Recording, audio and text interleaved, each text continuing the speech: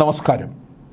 മലയാള സിനിമയിലെ ഒരു മുട്ടാളനായി നടക്കുന്ന നടൻ, CPMൻ്റെ MLA, കൊല്ലം MLA, കൊല്ലത്തുകാർക്ക് വലിയൊരു ശാപമായി തീർന്നിരിക്കുന്ന MLA മുകേഷിൻ്റെ രാജി ഇപ്പോൾ അവർ കാത്തിരിക്കുകയാണ്.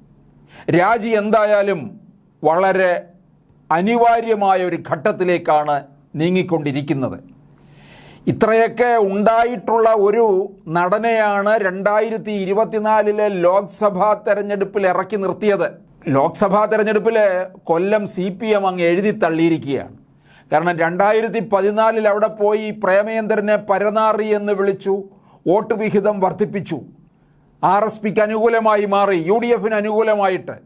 2019 പരനാറി എന്നും പരനാറിയാണ് എന്ന് ആവർത്തിച്ചു. എന്തുപറ്റി? പ്രേമേന്ദ്രൻ്റെ ഭൂരിപക്ഷം വർദ്ധിച്ചുകൊണ്ടിരുന്നു.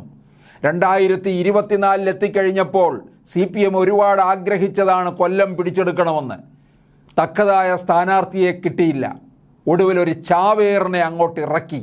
ആര്? മുകേഷ്. പിണറായിയുടെ കാല് നക്കി നടക്കുകയാണല്ലോ മുകേഷ്. അങ്ങനെ കൊല്ലത്ത് വീണ്ടും അങ്ങോട്ട് ഇറക്കിക്കൊടുത്തു. 2026 വരെ കൊല്ലത്തെ വോട്ടർമാർ നോക്കിയിരിക്കാൻ ക്ഷമയില്ലാത്തതുകൊണ്ട് അവർ 2024 ലോക്സഭാ തെരഞ്ഞെടുപ്പിൽ തന്നെ തറ പറ്റിച്ചു എന്നുള്ളതാണ്. ഇപ്പോഴിനി ഈ കഥകളൊക്കെ കൂടെ കേൾക്കുമ്പോൾ കൊല്ലത്ത് തന്നെ നിൽക്കാൻ വയ്യാത്ത ഒരു സാഹചര്യത്തിലാണ് മുകേഷ് മുമ്പോട്ട് പോകുന്നത്. ഇപ്പോൾ കൂടുതൽ ആരോപണങ്ങൾ ഉയരുന്നു. പാർട്ടി ജില്ലാ കമ്മിറ്റിയിൽ പോലും കടുത്ത വിമർശനമാണ് ഉയരുന്നത്.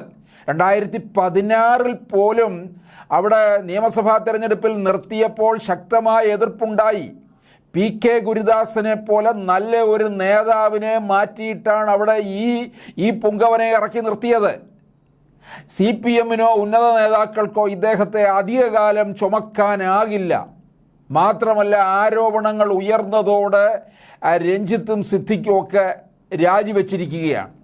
പ്രസിഡന്റ്, അതായത് അമ്മയുടെ പ്രസിഡന്റ് മോഹൻലാൽ അടക്കം മുഴുവൻ ഭാരവാഹികളും കൂട്ടരാജിയിലേക്ക് പോയി കഴിഞ്ഞു.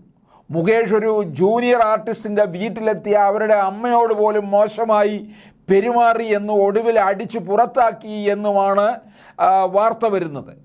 മീനു മുനീറാണ് കഴിഞ്ഞ ദിവസം മുകേഷിനെതിരെ ഞെട്ടിക്കുന്ന വെളിപ്പെടുത്തലുകൾ നടത്തിയത്. മുകേഷ് രാജിവെക്കണമെന്ന് ചലച്ചിത്ര താരങ്ങളും രാഷ്ട്രീയ നേതാക്കളും മറ്റും ആവശ്യപ്പെട്ടു തുടങ്ങിയിട്ടുണ്ട്. പാർട്ടിക്കുള്ളിലും മുകേഷിനോടുള്ള രോഷം ശക്തമാണ്.